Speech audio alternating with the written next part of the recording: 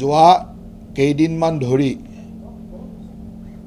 বিভিন্ন মাধ্যমৰ জৰিয়তে মোৰ সম্পৰ্কে বা মোৰ পত্নী সম্পৰ্কে বিভিন্ন ধৰণৰ বাতৰি প্ৰকাশ কৰি থকা হৈছে।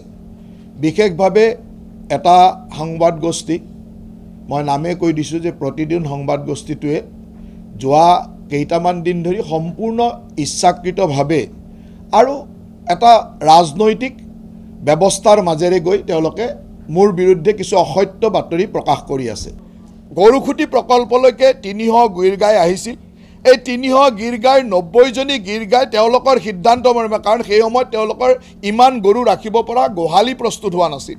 সেইকাৰণে কোনোবাই যদি নিব বিচাৰে উচিত মূল্য দি পেলাই নিব পাৰে বুলি তেওঁলোকে কৈছিলে। আৰু সেই সময়ত মোৰ ফাৰ্মলৈকেও এই তাত লিখা আছে JMB একুৱা এগ্ৰ প্ৰাইভেট লিমিটেড, এইটো মোৰ পত্নীৰ মালিকাধীন ফাৰ্ম। এই ফাৰ্মখনৰ নামত ২০জনী গাই গৰু আমি কিনি লৈছিলোঁ আৰু তাৰ কাৰণে ১৩,২০,০০০ টকা পে'মেণ্ট কৰিছিলোঁ। আৰু পে'মেণ্ট কৰা যিখন বেংকৰ ৰচিদ সেইখনো আপোনালোকক বেকফালে দি দিছোঁ। বেংকৰ জৰিয়তে পে'মেণ্ট কৰিছোঁ। কি উদ্দেশ্য?